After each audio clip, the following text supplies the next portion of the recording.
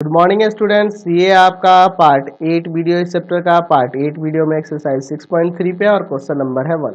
कह रहा है कि बताइए कि निम्नलिखित त्रिभुज युग्मों में कौन समरूप है। प्रयुक्त समरूपता कसौटी को लिखें, मतलब कि किस नियम के द्वारा समरूप हो रहा है उसको लिखना है। साथ ही समरूप त्रिभुज युग्मों का सांकेतिक रूप में लिखें। ठीक है। अच्छा, हम लोग समरूपता के लिए 3 कसौटी पढ़े हैं। एक तो साइड साइड साइड वाला, एक एंगल एंगल एंगल समरूपता, और एक और पढ़े हैं हम लोग साइड एंगल साइड समरूपता। और इसी से एक और हमें प्राप्त हुआ था, एंगल एंगल एंगल समरूपता से एक और प्राप्त हुआ था एंगल एंगल समरूपता। तो ये चारों का यूज हम लोग करने वाले हैं। ठीक है, तो पहला क्वेश्चन देखिए, फर्स्ट का फर्स्ट। यहाँ पे क्या देख रहे हैं, इन दोनों त्रिभुजों में हम देख रहे हैं कि एंगल ए जो है ना, एंगल एफ के बराबर है। एंगल ए एंगल एफ के बराबर है, क्योंकि दोनों 70-70 है। अच्छा, एंगल बी जो है ना, एंगल बी जो है ना किसके बराबर है, एंगल ई के बराबर है, क्योंकि दोनों 50-50 है। तो यहाँ दो कोण बराबर हो गए तो त्रिभुज तो समरूप हो जाएगा ना एंगल एंगल कसौटी से। चलिए चलिए, तो यहाँ पे हम लिख सकते हैं कि त्रिभुज ए बी सी समरूप होगा। नाम ध्यान से रखना होगा, ठीक है। अब देखो, ए के संगत एफ है, बी के संगत ई है, तो यहाँ पे उसी हिसाब से नाम होगा त्रिभुज एफ ई डी। यही ध्यान रखना होगा कैसे लिखना है, एंगल एंगल समरूपता से हुआ, एंगल एंगल समरूपता से हुआ। समझ में आया ना ये कैसे नाम लिखे। देखिए, एंगल ए एफ के संगत है, एंगल बी एंगल ई के संगत है, तो अगर मैं त्रिभुज ए बी सी लिखता हूं तो यहाँ इसी के अनुसार लिखना होगा एफ ई डी। ठीक है, ये सोच समझ के नाम ध्यान देना होगा। समझ जाना, ए एफ के संगत बी ई के संगत, तो वही देखो ए बी, यहाँ पे एफ ई ली है तो लास्ट में ऐसी लिए तो यहाँ डी ले लेंगे। समझ में आया ना। चलिए चलते हैं। चलिए, फर्स्ट का सेकेंड नंबर देखिए। तो फर्स्ट के सेकेंड नंबर में यहाँ भी दो त्रिभुज है, एक ए बी सी है और एक पी क्यू आर है। इसमें भी ध्यान से देखना होगा। यहाँ देखिए, इसका 2 गुना यह है, इसका 2 गुना यह है, और इसका 2 गुना, हाँ इसका 2 गुना यह है, इसका 2 गुना यह है। दिख रहा है ना।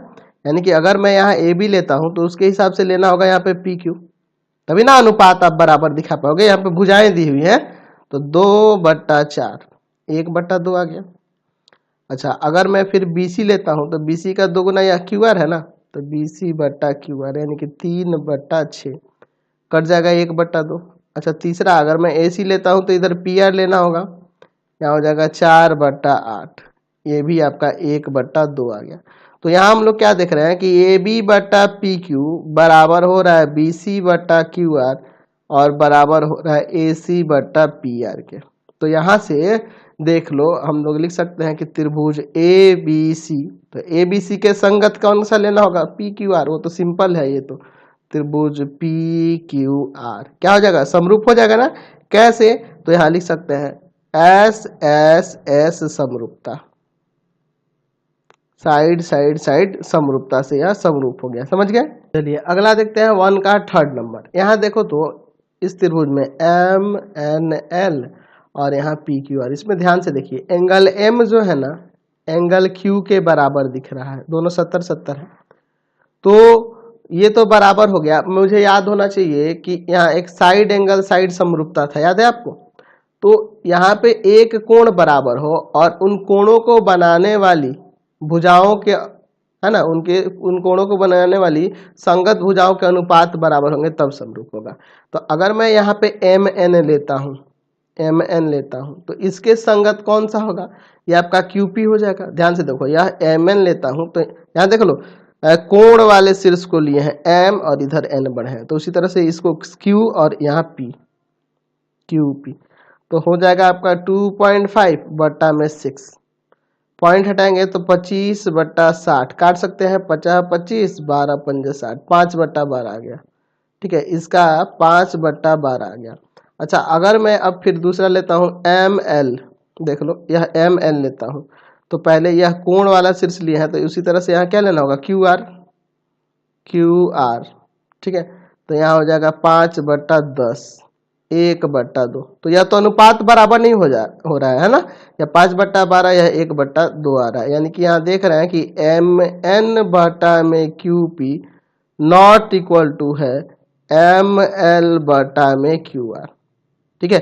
अगर यह अनुपात भी बराबर हो जाता और यह कोण तो बराबर है ही, तब यह समरूप होता। तो यहाँ कह सकते हैं कि त्रिभुज कौन कौन सा, तो त्रिभुज एम एन एल, ध्यान से देखना, ये वाला कोण लिए हैं, फिर ये लिए हैं, फिर ये लिए हैं, एम एन एल समरूप नहीं है त्रिभुज किसके, तो इसका नाम कैसे लोगे, क्यू पी आर के, क्यू पी आर के समरूप नहीं है। समझ गए। चलिए 1 का 4 नंबर देखो, यहाँ देखो एंगल Q 50 है और एंगल N यहाँ 50 है, तो एंगल Q बराबर एंगल N बराबर में 50 डिग्री, दोनों 50-50।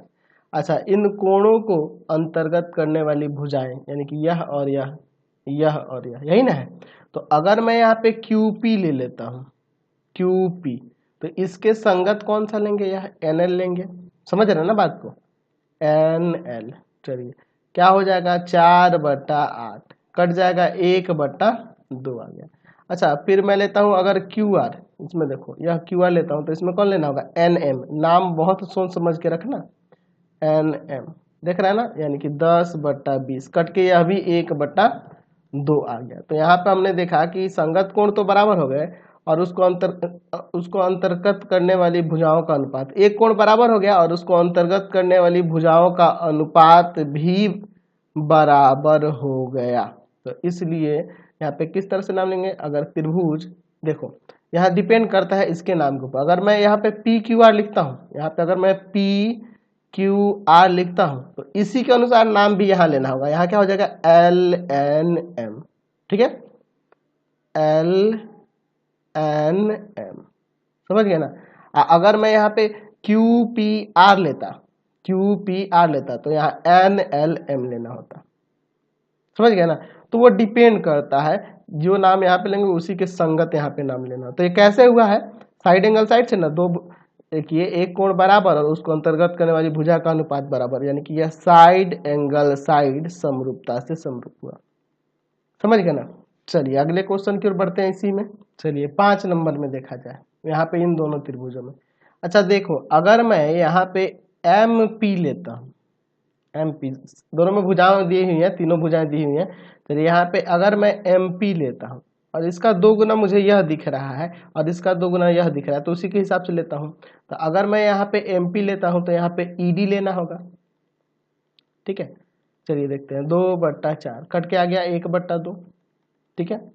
अच्छा, फिर अगर मैं यहाँ पर लेता हूँ ये PL, ठीक है, PL लेता हूँ, समझ रहे हैं ना। यहाँ पे अगर मैं यह PL लेता हूँ तो यहाँ पे ये DF लेना होगा, ठीक है, 3/6 कट के 1/2 आ गया, 1/2 आ गया। अच्छा, अब मैं यहाँ पे ML लेता हूँ, ML लेता हूँ, ML, तो उसके अनुसार से यहाँ पे EF लेना होगा। तो यह 2.7 है और यह 5 है, तो पॉइंट हटेगा तो 27/50 हो जाएगा। कटेगा तो नहीं ना, कटेगा नहीं। चलिए 27/50 आ गया। तो यह दोनों तो बराबर हो गए, यह बराबर नहीं है। यहाँ पे देख रहे हैं MP/ED बराबर PL/DF, लेकिन बराबर नहीं है ML/EF के। तो इसलिए ये दोनों त्रिभुज समरूप होंगे, नहीं होगा। तो यहाँ पे लिख देंगे कि त्रिभुज MPL समरूप नहीं है EDF के। त्रिभुज MPL, ठीक है, समरूप नहीं है त्रिभुज EDF के। संगत लिखना होगा, ध्यान रखना, ये समरूप नहीं होगा। चलिए फर्स्ट का 6 नंबर देखिए।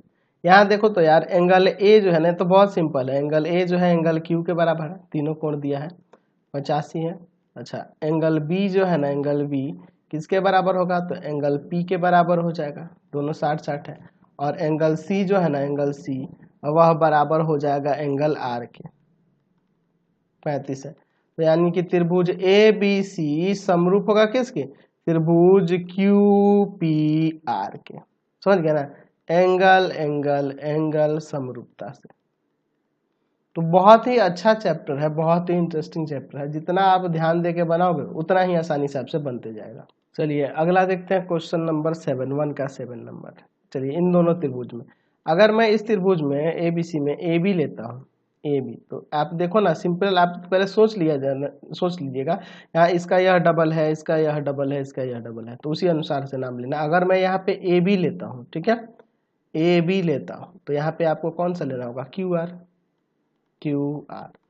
2/4 कट क्या आ जाएगा, 1/2 ना, 1/2।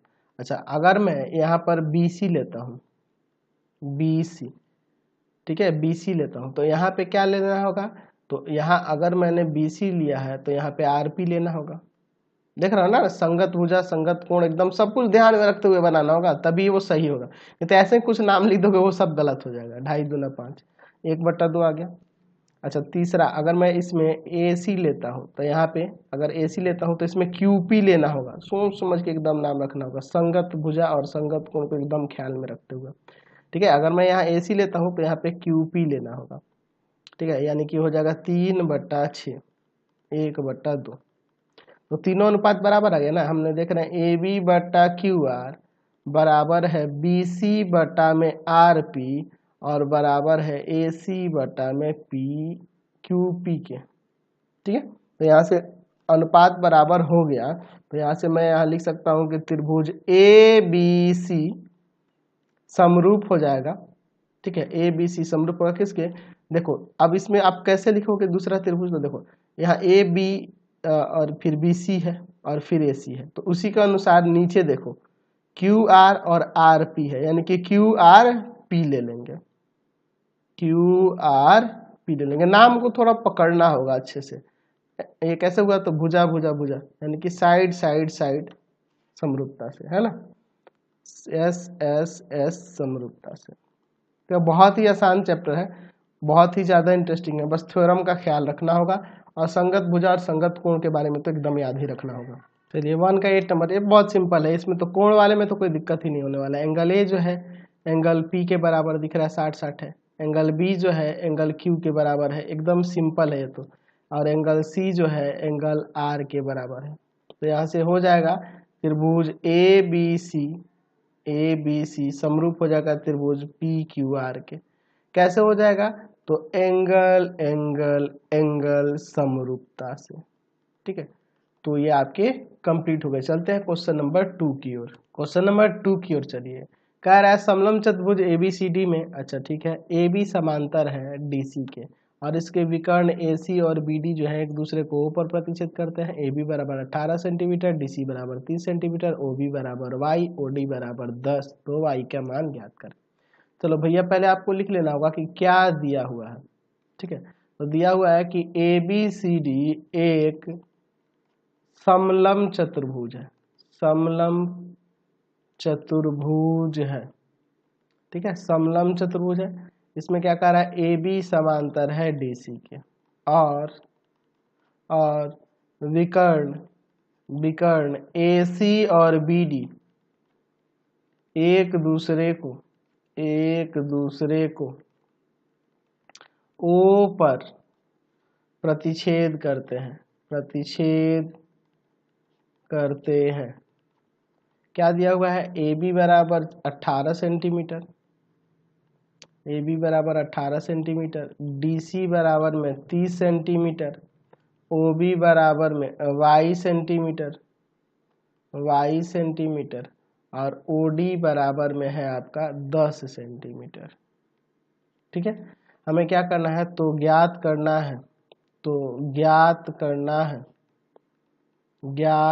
करना है किसको, Y के वैल्यू को। ये Y का वैल्यू क्या होगा ये हमें निकालना है, ठीक है। चलिए तो देखते हैं इसका हल। यहाँ पर यहाँ देखो इस फिगर में देखो, अगर मैं इस त्रिभुज को और इस त्रिभुज को समरूप कर दूं तो काम हो जाना है। तो ध्यान से देखिएगा, अगर मैं त्रिभुज OAB तथा दूसरा त्रिभुज कौन सा लूंगा, OCD में, इन दोनों त्रिभुजों में OAB और OCD। अब सोचेंगे कि सर आपने ODC क्यों नहीं लिया है, क्योंकि देखो यहाँ पे आपको पता है कि यह AB समांतर दिया है DC के, तो यह कोण इस कोण के बराबर होगा। तो अगर OAB ले रहे हैं तो इधर से OCD लेना होगा, ये सोचना होगा संगत कोण के बारे में, संगत भुजा के बारे में, संगत शीर्ष के बारे में, ठीक है। तो एंगल ओ ए बी बराबर हो जाएगा एंगल ओ सी डी। कैसे? एकांतर कोण से, एकांतर अंतः कोण से, ठीक है, एकांतर कोण, alternate interior angle, alternate interior angle ऐसे भी लिख सकते हैं। और एंगल ओ बी ए बराबर हो जाएगा एंगल ओ डी सी के, ये भी आपका अल्टरनेट इंटीरियर एंगल एकांतर कोण से ही होगा। तो त्रिभुज ओ ए बी समरूप हो जाएगा त्रिभुज ओ सी डी के। कैसे? एंगल एंगल समरूपता से, ठीक है, एंगल एंगल समरूपता से। अच्छा, जब समरूप हो गया तो हमें पता है कि दो समरूप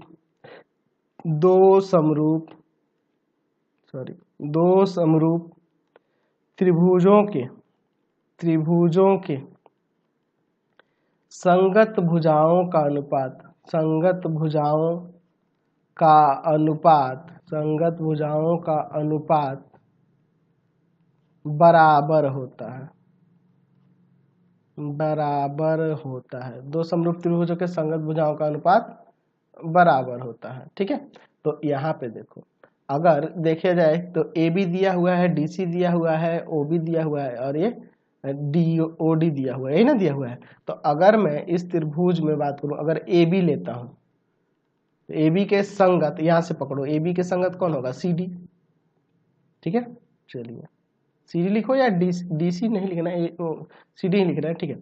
अच्छा, अगर मैं इसमें ओ बी लेता हूँ, ओ बी, तो यहाँ क्या लेना होगा? ओ डी लेना होगा। जो जो दिया है ना उसी के अनुसार चलेंगे, ठीक है। अगर मान लो अगर मैं ओ ए और ओ सी लेता हूँ तो इससे क्या फर्क पड़ेगा? कोई फर्क नहीं पड़ेगा, क्योंकि वो तो दिया ही नहीं है, उससे कोई मतलब नहीं है। चलिए, तो ए बी का वैल्यू 18 है और सी डी आपका 30 है। सी डी या डी सी एक ही है ना जी। चलिए, ओ बी वाई है और ओ डी 10 है, ठीक है। अब देखो, अब यहाँ पे इसको लाके गुना कर देते हैं, तो पहले काट देते हैं, 6 3 18 और 6 पंजे 30, तो 3/5 गुना 10 सेंटीमीटर वाई का वैल्यू आ जाएगा यहाँ से 6 सेंटीमीटर, वाई का वैल्यू 6 सेंटीमीटर। चलते हैं नेक्स्ट क्वेश्चन पे। चलिए अगला क्वेश्चन देखते हैं, 3 नंबर दिए गए चित्र में, ठीक है, चित्र दिया हुआ है, बी सी बराबर दिया है 5 सेंटीमीटर, ए सी बराबर 5.5 और ए बी बराबर 4.6, पी और क्यू क्रमशः ए बी और ए सी पर पी और क्यू इस प्रकार स्थित है कि पी क्यू समांतर है बी सी के और पी क्यू बराबर दिया है 2.5 सेंटीमीटर। तो त्रिभुज ए पी क्यू की अन्य भुजाएं निकालिए। ए पी क्यू की एक भुजा पी क्यू दी हुई है, हमें ए पी निकालना है और ए क्यू निकालना है। चलिए देखते हैं, तो पहले लिख लेते हैं क्या दिया हुआ है। दिया है त्रिभुज ए बी सी में, ए बी सी, अच्छा ए बी लिख दिया है तो ए बी लिख लेते हैं पहले, 4.6 सेंटीमीटर। अच्छा, बी सी बराबर में 5 सेंटीमीटर। अच्छा, और ए सी बराबर में 5.5 सेंटीमीटर। अब पी और क्यू, यह पी है, पी और क्यू क्रमशः ए बी और ए सी पर स्थित है, ए बी और ए सी पर स्थित है, ए बी और ए सी पर स्थित है। और ये भी दिया है कि पी क्यू समांतर है बी सी के, और ये भी कह रहा है कि पी क्यू बराबर दिया हुआ है 2.5 सेंटीमीटर। तो ज्ञात करना है, क्या क्या ज्ञात करना है? तो हमें ए पी का वैल्यू निकालना है, ठीक है, और दूसरा कौन है? ए क्यू, इसका वैल्यू निकालना है। तो इन दोनों का वैल्यू हमें निकालना है। चलिए देखते हैं इसका हल, देखते हैं इसका। चलिए देखें, यहाँ पे मैं लेता हूँ त्रिभुज ए पी क्यू और दूसरा त्रिभुज लेता हूँ त्रिभुज ए बी सी। इन दोनों में ए पी क्यू और ए बी सी, इन दोनों त्रिभुजों में क्या देख रहे हैं? तो मैं यहाँ देख रहा हूँ कि एंगल ए पी क्यू बराबर हो जाएगा एंगल ए बी सी के। कैसे? समांतर है तो ये संगत कोण के युग्म होंगे ना, और संगत कोण के युग्म बराबर होते हैं जब ये समांतर होगा। तो उसी तरह से अगर एंगल ए क्यू पी की बात करें तो वह बराबर हो जाएगा एंगल ए सी बी के, यह भी संगत कोण के युग्म है इसलिए बराबर हो जाएगा। तो त्रिभुज ए पी क्यू समरूप हो जाएगा त्रिभुज ए बी सी के। कैसे? एंगल एंगल समरूपता से।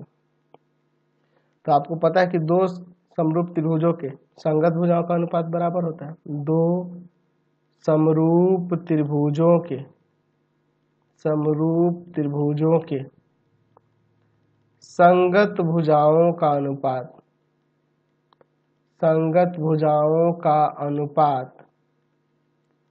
बराबर होता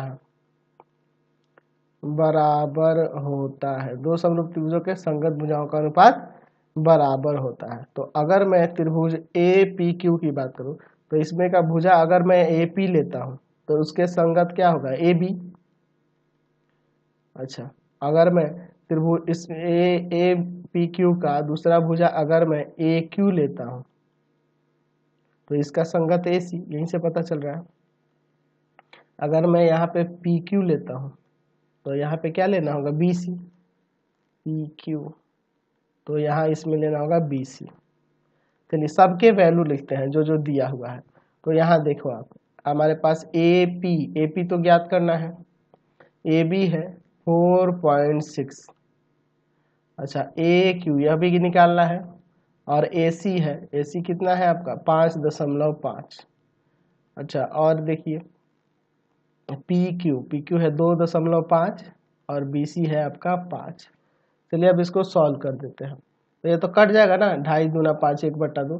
तो एक काम करेंगे, यहाँ से लिख देंगे ए पी बटा 4.6 बराबर 1/2 और ए क्यू बटा 5.5 बराबर में 1/2। यह जाके उधर गुना करेगा तो ए पी बराबर हो जाएगा 4.6 बटा में 2 सेंटीमीटर, यानी कि 2.3 सेंटीमीटर आ जाएगा।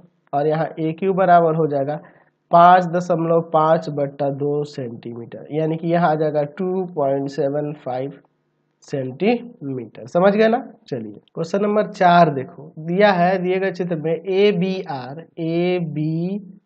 आर, एक्चुअल में ये आर होना चाहिए था, ये गलत दिया है, मैं इसको सुधार देता हूँ, यहाँ पे आर होना चाहिए था। ए बी आर, ठीक है, ए बी आर समरूप है पी क्यू आर के।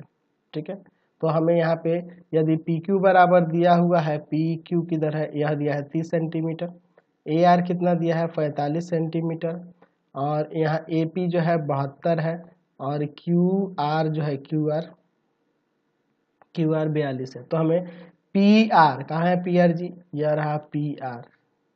ठीक है, पी आर निकालना है और बी आर निकालना है। तो पी आर और बी आर निकालना है। चलिए तो देखते हैं इसको।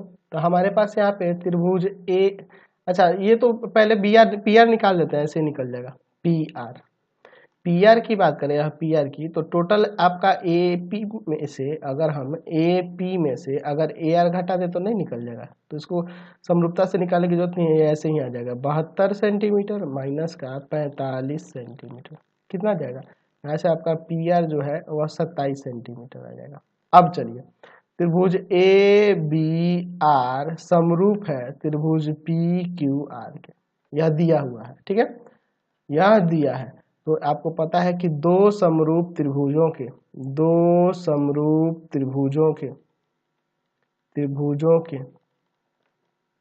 संगत भुजाओं का अनुपात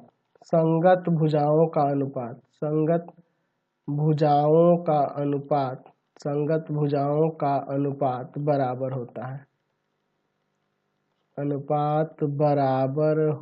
है। ठीक है, संगत भुजाओं का अनुपात बराबर होता है। तो अगर मैं इसमें का एक भुजा लेना चाहूँ तो ए बी से तो कोई फर्क नहीं पड़ेगा, ए बी तो हमें निकालना नहीं है, बी आर निकालना है। तो अगर मैं इसमें का बी आर लेता हूँ तो इसके अकॉर्डिंग यहाँ पे क्यू आर लेना होगा।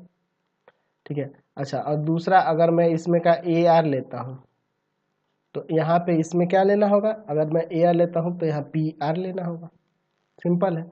चलिए इतना से ही आपका काम चल जाएगा, क्योंकि हमें सिर्फ बी आर से ही तो मतलब है, बी आर और बटा में क्यू आर। तो क्यू आर का वैल्यू है 42, क्यू आर आपका 42 है, देख रहे हैं ना, क्यू आर आपका 42 है। अच्छा, ए आर, तो ए आर आपका है 45 और पी आर, तो पी आर अभी निकाले हैं 27। ठीक है, अच्छा देखो इसको काट सकते हैं ना, यहाँ पे 9 तियां 27, 9 पंजे 45, तो बी आर बराबर हो जाएगा 5 गुना 42/3। 3 से इसको काट देंगे 14, 14 पंजे 70 सेंटीमीटर, 70 सेंटीमीटर यह आ जाएगा। चलते हैं नेक्स्ट क्वेश्चन पे। क्वेश्चन नंबर 5 देखिए, चित्र में देखिए कह रहा है क्यू ए और पी बी लंब है। क्यू ए और पी बी लंब है, ए बी पर लंब है दोनों, ठीक है, ए बी पर लंब है। और ए ओ बराबर दिया है 10 सेंटीमीटर, बी ओ बराबर दिया है 6 सेंटीमीटर, पी बी बराबर दिया है 9 सेंटीमीटर। तो ए क्यू का वैल्यू निकालना है। चलिए देखते हैं, यहाँ दिया है, क्या दिया है कि क्यू ए और पी बी ए बी पर लंब है, ए बी पर लंब है। चलिए लंब दिया है, और क्या दिया हुआ है, तो इसमें दिया है ए ओ बराबर 10 सेंटीमीटर, बी ओ बराबर में 6 सेंटीमीटर और पी बी बराबर में 9 सेंटीमीटर। तो ज्ञात करना है, तो ज्ञात करना है, क्या ज्ञात करना है हमें, ए क्यू का वैल्यू निकालना है, ए क्यू इसका। चलिए देखते हैं इसका हल, देखते हैं इसका। देखिए अगर मैं यहाँ पे लूँ त्रिभुज, त्रिभुज त्रिभुज ओ ए क्यू तथा, तो दूसरा कौन सा त्रिभुज होगा, ओ बी पी, त्रिभुज ओ बी पी में चलिए एंगल ए ओ क्यू बराबर हो जाएगा एंगल बी ओ पी के। यह कोण इस कोण के बराबर होगा, ए ओ क्यू बराबर हो जाएगा बी ओ पी के। क्यों होगा बराबर, तो यह हो जाएगा शीर्षाभिमुख कोण से, वर्टिकली अपोजिट एंगल, शीर्षाभिमुख कोण से, शीर्षाभिमुख कोण से। चलिए अच्छा दूसरा क्या हो जाएगा, तो एंगल ओ ए क्यू बराबर एंगल ओ बी पी, ठीक है, ओ बी पी। क्यों हो जाएगा, तो प्रत्येक 90 है, ये दोनों क्या है, प्रत्येक 90 है। तो यहाँ से हम लोग तो यहाँ लिख देते हैं कि त्रिभुज ओ ए क्यू समरूप हो जाएगा त्रिभुज ओ बी पी के। कैसे, तो एंगल समरूपता से, एंगल समरूपता से यह समरूप हो गया। अच्छा समरूप हो गया, हमें ए क्यू निकालना है, तो हमें इसका और इसका अनुपात लेके चलना होगा। चलिए तो ध्यान से देखिएगा किस तरह से लेंगे। तो यहाँ पे पहले लिख देंगे कि दो समरूप त्रिभुजों के संगत भुजाओं का अनुपात बराबर होता है, संगत भुजाओं का अनुपात बराबर होता है, ठीक है। तो चलिए अब इस त्रिभुज का ओ ए क्यू का अगर मैं यहाँ पे लेता हूँ, ओ ए क्यू का हमें क्या निकालना है, ए क्यू ना, तो ए क्यू ले लेता हूँ, तो उसमें का कौन सा लेना होगा, बी पी, ठीक है। चलिए बी पी ले लेंगे। अच्छा अगर मैं इसमें का, इस त्रिभुज में का अगर मैं ओ ए ले लेता हूँ, क्योंकि ओ ए का वैल्यू दिया हुआ है, तो ओ ए लेता हूँ, तो उसमें का कौन सा लेना होगा, ओ बी लेना होगा। चलिए इनके वैल्यूज को यहाँ पे रख दो, ए क्यू तो निकालना है, बी पी आपका 9 है, बी पी या पी बी 9 ही ना है। अच्छा ओ ए कितना है, तो ओ ए आपका 10 है और ओ बी आपका 6 है। इसको काटते हैं, 3 दूना 6 और 2 पंजे 10, तो ये 9 जाके उधर गुना करेगा, तो ए क्यू बराबर में आ जाएगा 5 गुना 9/3। इसको इसे काट दिया 3 बार में, यानी कि 15 सेंटीमीटर ए क्यू का वैल्यू आ गया। तो इस वीडियो को यहीं पे एंड करते हैं। प्लीज़ आप चैनल को सब्सक्राइब करेंगे और वीडियो को ज़्यादा से ज़्यादा दोस्तों में शेयर करेंगे।